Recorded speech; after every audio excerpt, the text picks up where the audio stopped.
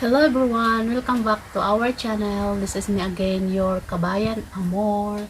So, kumusta po tayong lahat mga kabayan kong plantito at plantita. And shout out din sa iyo. Yes, ikaw na nanonood sa akin. So, maraming salamat po. So, for today's video mga kabayan, tatalakayin na naman natin uli or i-share ko naman sa inyo yung mga rason kung bakit yung ating dahon ng ating jade plant ay mayroong black spot na kagaya nito. Yan. So, yan po ang i-share ko sa inyo sa vlog na ito. So, keep on watching!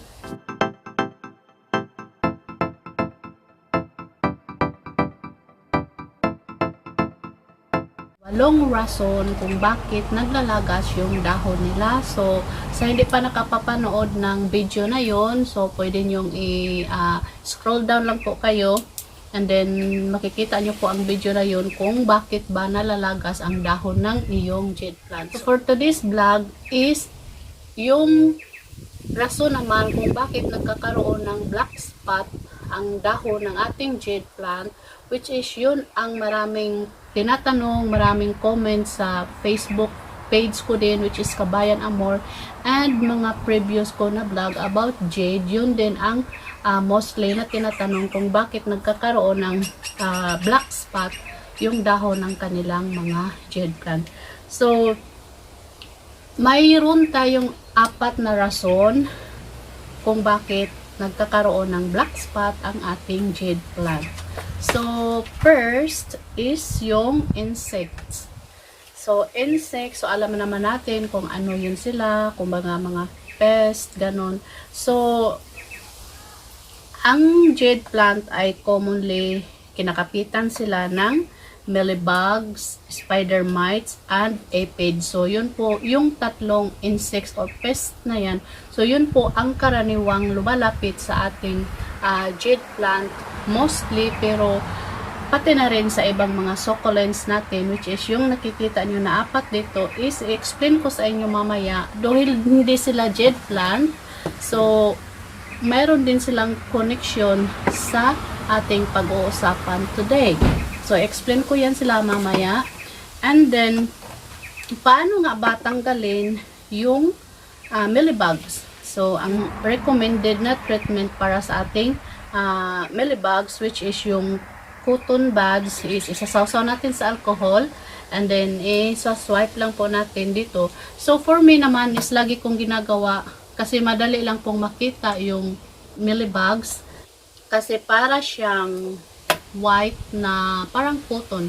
So, itong dalawang ito, itong aking Sempervivum, pareho sila Sempervivum, but iba-iba yung variety nila.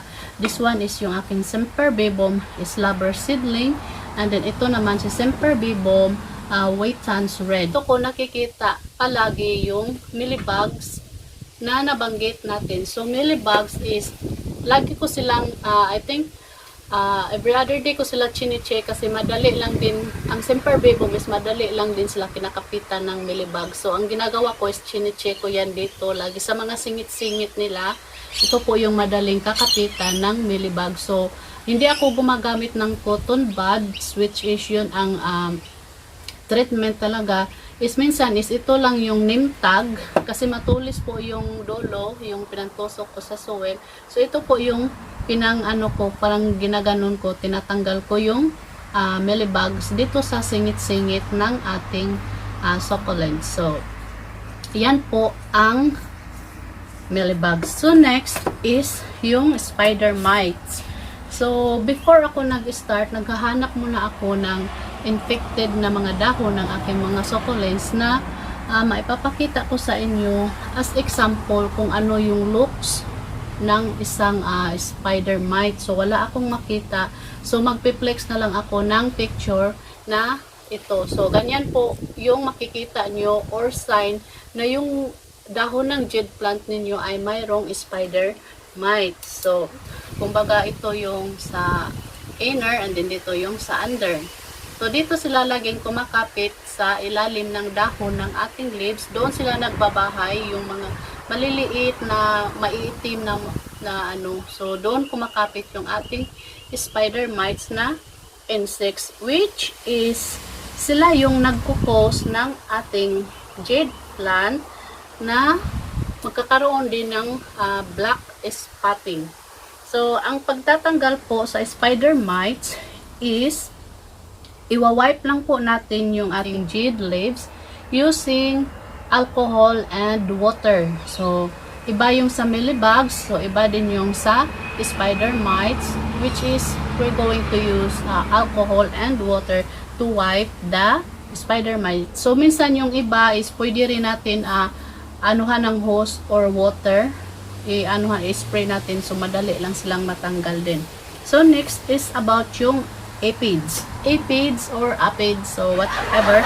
So, ito naman yung mahilig magsipsip sa dahon ng ating jade plants or any succulents.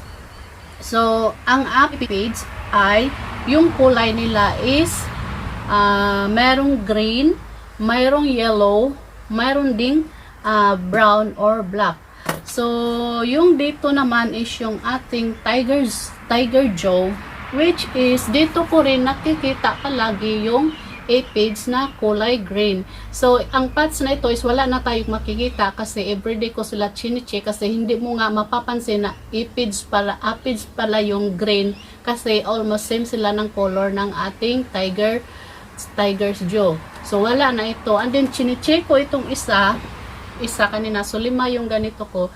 Mayroon akong nakita na green talaga. So, ipapakita ko sa inyo. Ayan. So, i-closer natin. Hopefully ma-clear siya sa camera. No? So, may green dito. Ayan. Ayan. So, yan po ang laging dumidikit na aphids dito sa aking tiger jaw. So, ang ginagawa ko dyan is using the name tag is ginaganon ko lang po siya. So, ayan. So, yan po yung aphids na kinuha ko doon sa aking tiger jaw, which is, pwede na. Mayroon pang isa dito. So, excuse ko muna itong ating. So, hindi talaga mapapansin yung aphids if yung kulay niya is green kasi similar ng kulay ng mga dahon ng ating mga halaman. So, kikitang isa dito.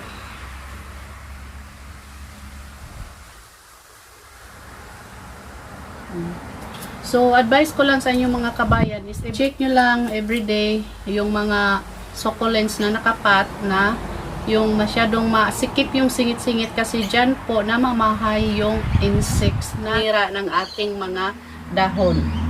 So, paano nga ba alisin ang aphids? Siya yung mahilig magsisip-sip ng mga juice ng dahon ng ating mga succulents. So, yung honeydew na na-produce niya is siya yung nagkukos ng pagka-black and discoloration ng ating jade plants or any succulents. So, ang treatment lang po natin dyan is puhugasan lang po natin yung infected na dahon para maalis yung aphids. As soon as mapapansin nyo na mayroon kayong aphids is hugasan or gayahin nyo lang yung ginagawa ko na kunting ganun lang. Ano bang tawag sa Tagalog dyan? Yung, kung sa Bisaya, yung ikuhit-kuhit lang ba? So, yun.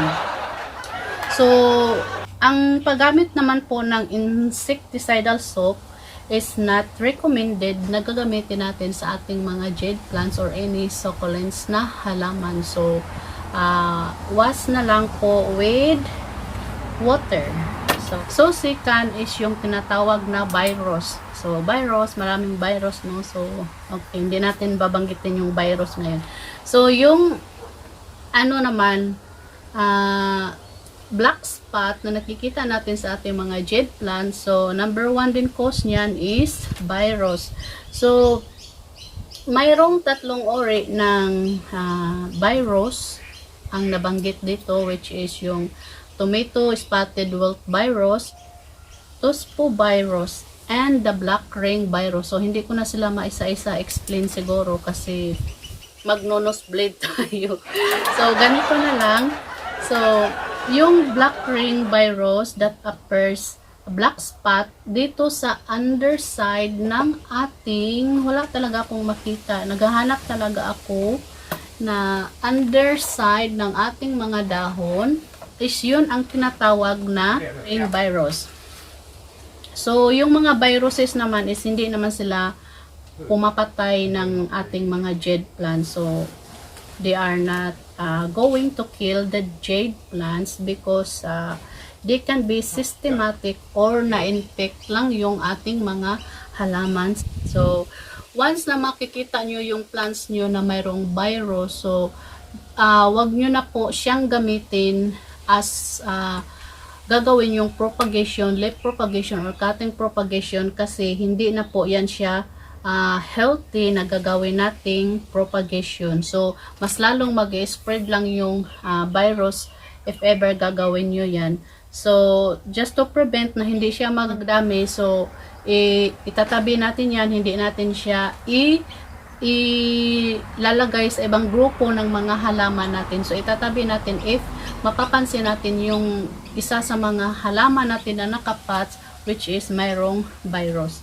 So, third one is yung fungi. So, before, akala ko virus and fungi are the same, pero hindi pala sila the same. So, third one is itong ating fungi.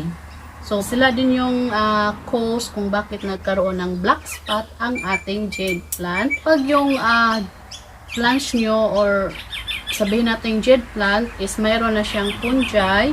So, if ever na ipoprone ninyo sila or yung ititrain, no? So, kailangan talaga gumamit kayo ng mga tools na ganito. So, need nyo po munang hugasan ito and then lagyan nyo po siya ng alcohol before nyo gamitin na ikat if ever na gusto nyo silang itrim. So, to stop din na mag-spread yung fungi ng inyong halaman. So, always use clean tools to cut your plants. Or hugasan natin siya ng alcohol. So, last but not the least is yung lagi nating binabanggit is yung water. So, watering our plants, our jade plants, cactus, and succulents. So, when it comes naman po, so here we go again. Watering again. So, dapat yung soil talaga ng ating jade plants is ginagamitan natin ng very well fast draining soil po.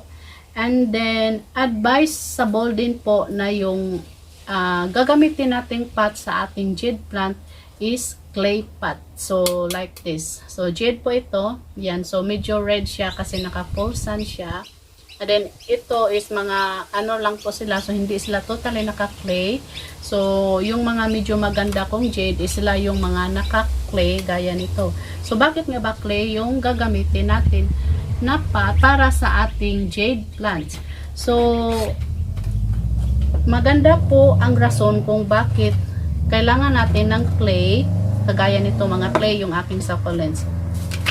Kasi when it comes naman sa water, which is yung pang-apat na rason ng ating topic for today, so hindi ka problema if ever magdidilig ka, lalo na pag sinusok and dry natin ang ganitong pot.